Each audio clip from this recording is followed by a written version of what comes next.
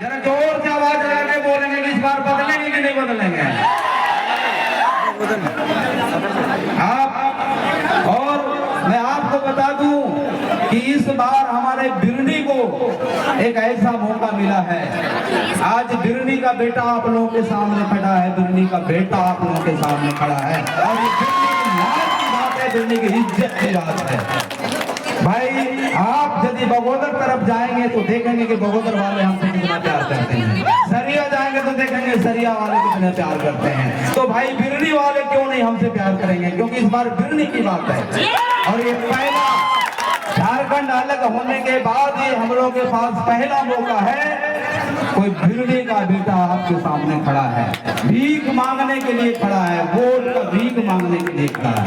इसलिए आप लोगों से आग्रह करेंगे कि आप लोग इस बार आने वाला 20 नवंबर को कैंची छाप पर अपना बटन दबाएं।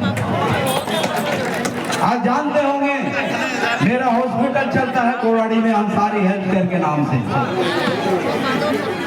आज के तारीख में हमारे पास पेशेंट का कमी नहीं, हम बहुत पेशेंट देखते हैं दिन भर में, लेकिन यदि मैं उस काम को छोड़ करके आप लोगों के बीच में आया हूं तो कहीं ना कहीं आप लोगों की सेवा देने के लिए आया हूं। आज मैं जो मेडिकल लाइन में रह करके आप लोगों को सेवा देता था तो मेरे मन में विचार आया कि भाई अगर हमको आप लोगों को बेहतर सेवा देना है तो राजनीति से जुड़ना पड़ेगा। इसलिए मैं राजनीति में आया। मीडिया बंधु लोग हमारे पास ये सवाल भी करते हैं कि भाई आप पेशे से डॉक्टर हैं तो आप राजनीति में आने के लिए कैसे सोचे। बस मैं इसी ख्याल से आया हूं कि आप लोगों को बेहतर सेवा दे सकूं। हमारे जो बिरनी बगोदर और सरिया के लोगों को जो मूलभूत सुविधा नहीं मिल पाया अभी उसको दिलाने आया हूं। यहाँ आज हमारे बगोदर विधानसभा भी ऐसा विधानसभा है जहां से लोग रोजगार के लिए दूसरे प्रदेश में पलायन करते हैं। ये सबसे बहुत बड़ी विडंबना की बात है भाई। पूरे झारखंड में बगोदर ही एक ऐसा विधानसभा है जिस विधानसभा से NH-33 का रोड पास होता है, ग्रांड कोर्ट लोन लाइन पास होता है और वहां के लोग रोजगार के लिए बम्बई, दिल्ली, गुजरात और हैदराबाद जाते हैं। और आज तक जो 30-35 साल से राज किया उनके कानों में जूं तक नहीं रहेगा कि भाई मैं इसके लिए सदन में आवाज उठाऊं और यहाँ के लोगों को रोजगार दूं। आज देखते होंगे हमारे बिरनी में एक डिग्री कॉलेज खुला हुआ है, बस वो बिल्डिंग नाम का है, वहां अभी तक प्रोफेसर बहाल नहीं हुआ है, कोई टीचर बहाल नहीं हुआ है। आज इस बिल्डिंग का खिड़कियां भी टूटने लगा है, दीवार भी धंसने लगा है। तो भाई ऐसा विकास हमको नहीं चाहिए। आज देखते होंगे बगोदर में ट्रॉमा सेंटर के नाम से एक हॉस्पिटल खुला हुआ है, लेकिन अभी तक कोई डॉक्टर का बहाल नहीं हुआ है, वहां पे ताला लटका हुआ है। और बगोदर में एक पॉलिटेक्निक कॉलेज भी खुला हुआ है, लेकिन अभी तक एक प्रोफेसर का बहाल नहीं हुआ है।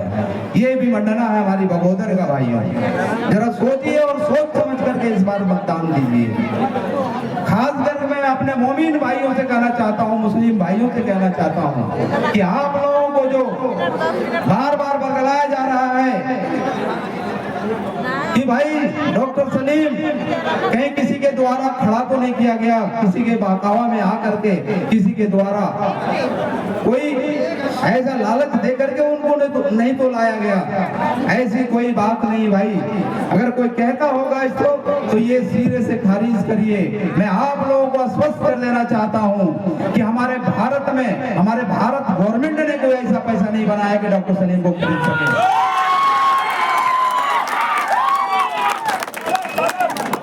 हमको बगोदर की विकास चाहिए, विनाश नहीं चाहिए। आज 30-35 सालों में हमारे बगोदर का विनाश ही हुआ है, विकास नहीं हुआ है। अरे भाई रोड पोल पुलिया ये क्या है? ये हमारे लिए सुविधा है, ये हमारा विकास नहीं है। रोड पोल पुलिया पे तो सभी के लिए बनता है, किसी एक खास के लिए नहीं बनता है। विकास उसको बोलता है लोग, यहाँ के लोगों को रोजगार यहाँ मिले, उसको विकास कहते हैं। आज देखते हैं आए दिन किसी के बच्चों को या किसी को सांप काट लिया तो उसका सुई उपलब्ध नहीं है हमारे हॉस्पिटल में। ये है हमारे कार्यकाल विधायक जी का, ये कार्यकाल है 5 साल पूर्व विधायक का।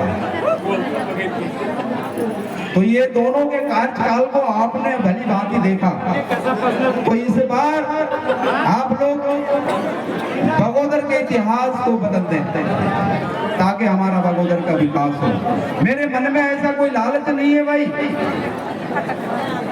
कि मैं बगोदर में विधायक बनूंगा, तो मेरे मन में ऐसा कोई लालच नहीं है मैं अपने लिए काम करूंगा। मैं आप लोगों के लिए आया हूँ, आप लोगों के काम करने के लिए आया हूँ। और मैं इस नीति सिद्धांत से जेएलकेएम पार्टी से आया हूँ कि जो हमारे जेएलकेएम पार्टी के जो संस्थापक हैं, जो सुप्रीमो हैं, वो हमारे झारखंड की नीति की बात करते हैं, झारखंड की नीति और सिद्धांत की बात करते हैं, अभियान की बात करते हैं, यहाँ नियोजन नीति, उद्योग नीति और विस्थापन नीति की बात करते हैं। इससे प्रेरित होकर के मैं टाइगर जयराम मातो के पार्टी में आया और उन्होंने हम पे विश्वास जताया कि शायद डॉक्टर सलीम को मैं टिकट दूंगा तो बगोदर का विधानसभा मैं जीत सकता हूं। तो आप लोगों से कहते हैं कि भाई उनका जो उम्मीद है उस उम्मीद पर आप लोग खरा उतरें और उनके हाथों को मजबूत करें और रांची भेजने का काम करें ताकि आपकी आवाज को बुलंदी से उठाया जा सके।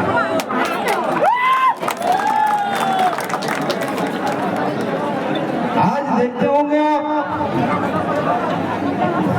कि राजधनवार में लोग यहाँ गठबंधन का वास्ता देते हैं। खास करके ये अपने भाइयों मुस्लिम भाइयों से मैं कहना चाहता हूँ कि लोग यहाँ पे गठबंधन की वास्ता देते हैं। भाई अगर विनोद के अंदर या नगेंद्र महतो के अंदर इतना पावर है तो अकेले चुनाव लड़े, बिना गठबंधन का चुनाव लड़े, फिर पावर दिखाने का मौका आएगा, जयराम महतो पावर दिखा देगा। आप देखते होंगे राजधनवार में जब हमारा गठबंधन का उम्मीदवार आता है भाई निजामुद्दीन अंसारी, तो उसके विपक्ष में यही माले के लोग अपना उम्मीदवार राजकुमार यादव को खड़ा करते हैं। वहां पे हमारे लोगों को हराने का काम करता है और बगोदर में हमसे वोट मांगता है।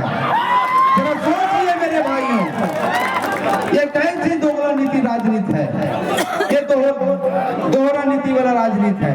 वह हमारे लोगों को हरा रहा है और यहाँ हमारे लोगों से वोट मांग रहा है। जरा सोचिए, इस बात पर गौर करिए कि ये कैसी राजनीति करता है। और आज हमारे लोगों को ही कहता है कि भाई इस बार होशियार रहिएगा। किससे होशियार रहिएगा? भाई सलीम आ रहा है, आप लोग होशियार रहिएगा।